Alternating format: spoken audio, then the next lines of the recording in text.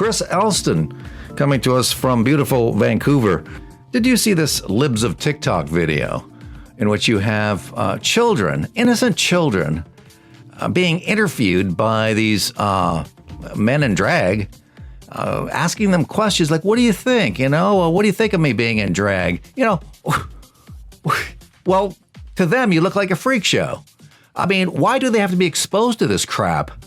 Do what you think around your friends or people who want to see that sort of thing. But no, these people are obsessed with being around children. It's a disgrace. To me, it's a perversion. Anybody who wants to be around children with their particular fetish has a mental problem. What age did you realize you like dressing up in drag?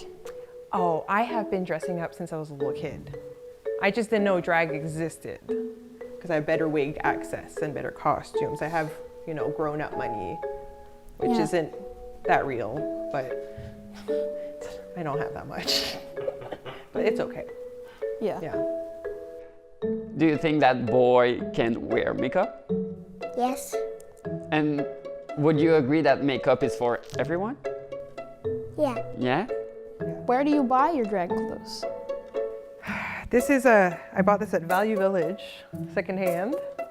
I make a lot of it, and sometimes I'll buy things secondhand and I'll alter them to make them more drag. Because drag queens, we love statement pieces. We love big, bright, beautiful pieces, right? Yeah. So we don't like boring clothes. Just a little more dramatic. Yeah. Yeah. But it's fun. And dramatic is good though. Mm-hmm. Why do you like wearing? Well, this is one of the stages of grooming, is what it is. This is queer theory that has emerged from academia and is now being pushed all across the Western world. So queer theory is basically this idea that everything that is perverse, everything that is abnormal, needs to be made normal. Well, as soon as you take something that was previously considered to be an outrage, like drag queens reading to preschoolers, and you normalize it, well, it's not queer anymore. So then they go to the next thing, and they just keep moving the goalposts. And eventually you have a society where all sorts of perversions have been normalized. Yeah. They're already trying to do that. They don't even call it pedophilia anymore. They call them minor attracted persons. Or we have people like this sexologist out of Toronto, James Cantor, who says that the P should be included with the LGBTQ because to do otherwise is to betray the principles that gave gay men their rights. And Drag Queen Story Hour, what this is the initiation into queer theory for children. This is breaking down the normal boundaries and trying to break down their instincts. What did that little girl say in that video you just played? At first she was nervous. Yeah, she should be nervous because there's a creepy man dressed up as a woman trying to read preschool stories to her. Those instincts are natural and good, and they want to break them down. There was this TV show in Amsterdam where they brought out people who then stripped naked, and they were all trans people with their mutilated bodies. And they have kids looking at them. Little kids, 9 and 10 years old. It's all about normalizing this absolutely freakish and wrong behavior. There was a professor, a woman in University of Victoria last week. I tweeted out some video. It was actually a story by Cosmin Georgia of True North News. He tweeted out these videos, and she's talking about this biography of a man who had raped over 1,000 children. And she's laughing about it. And she doesn't call it pedophilia. She calls it intergenerational sex. Some of these trans people brainwashed, indoctrinated into the school system by these nut jobs, Marxist lunatics. And these people, now some of these people who have apparently transitioned into whatever, are ticking time bombs. And we're seeing more and more, like mass shootings, these people getting guns. I mean, what is going on here with this? This is a relatively recent phenomenon, but it's a dangerous one, Chris. This is all an orchestrated, well-funded, choreographed movement being pushed by the far left. And the far left has completely captured the entire left because none of the moderates on that side of the political aisle dare to stand up to these violent bullies who exist on the far left. Because if they say anything, then they're called a bigot. And to be called a bigot as a liberal or a Democrat is the worst thing in the world. And so these extremists have had free reign to just push through their agenda, and they have hundreds of millions of dollars behind them. But you know what we have, Mark? We have the truth. And the truth spreads for free. We don't have money. We don't have all these organizations. But the truth is spreading for free. We have 20 states now in the United States passing legislation to put an end to this child abuse. In Sweden, Finland, Norway, England, and the state of Florida, the medical boards have or are putting a stop to this because they did a systematic review of the science and found no evidence to justify it. And so the truth is getting out there and people are learning. And you're right, I have a ton of support. No one has any clue how much support I have. It's incredible. Moms for Liberty, my favorite organization out there. 2 women started this organization 2 years ago, Tina Deskovich and Tiffany Justice.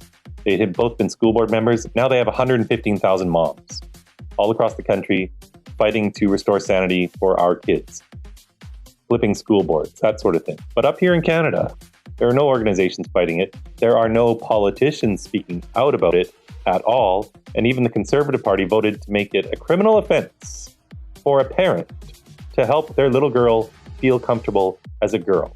If she says she's a boy. Well, the MPs in Canada are a bunch of cowards, of course. And you've also got in trouble just for supporting J.K. Rowling, God bless her, who's come out and said she doesn't like this agenda one bit. And so, fortunately for her, she's so wealthy that she doesn't need these other people at this point buying her books or not. But I guess everybody has a role at the end of the day, don't they? That's right. Everyone has different skills and passions. So people say, what can I do? Well, that's really for you to figure it out. I can help maybe connect you to some organizations, but there aren't many up in Canada.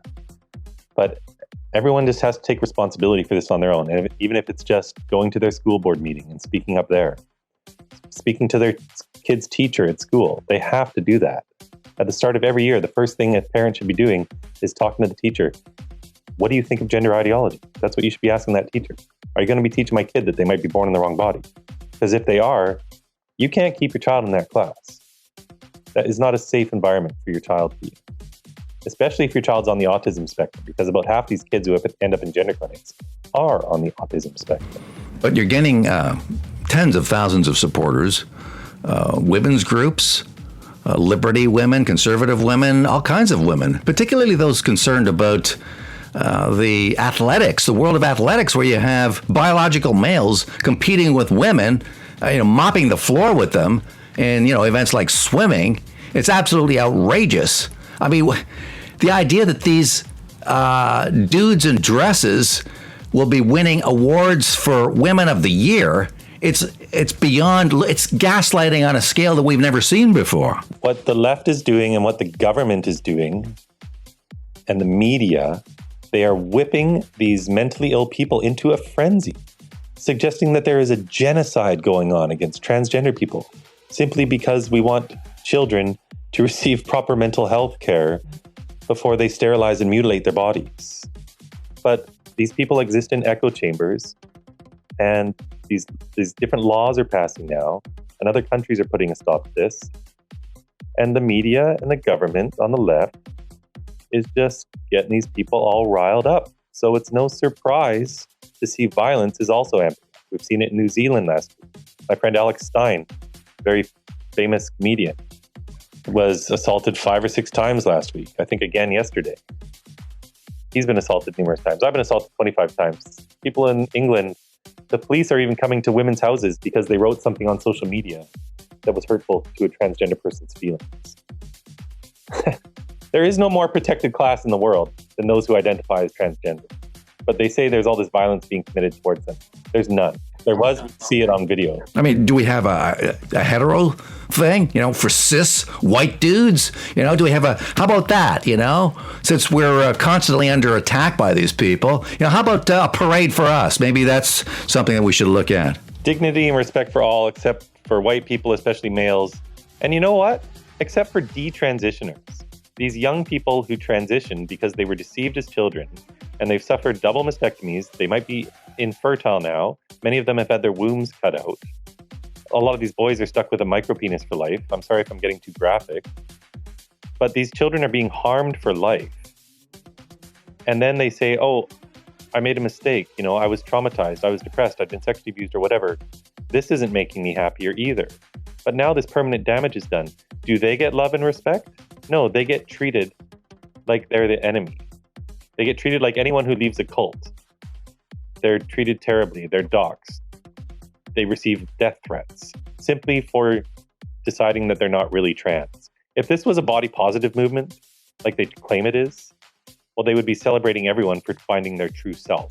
But they don't want you to find your true self. They just want you to be trans. That's what this is all about. You got to get educated as a parent, and you have to have these conversations with your child. So I've got 2 girls. They're 11 and 13 years old. I'm not worried about them at all because they know all about this. And when these lies come at school, they can recognize them. But people have to first get educated, and they have to talk to their kids. And there will be a cultural shift. It's already happening. Canada's probably going to be last after. But as more people learn what's going on, it's people like myself, the parents, the grassroots activists, who make it safe for these cowardly politicians to finally say what they already know is right. I've got an MP from Australia reaching out to me today to thank me for what I'm doing, but not one MP in Canada has ever. Anyway, congratulations on your continued work. I think it takes enormous courage to continue doing what you're doing in the face of this abuse and violence by these nut jobs. So good on you, and I hope that people support you as well in your work.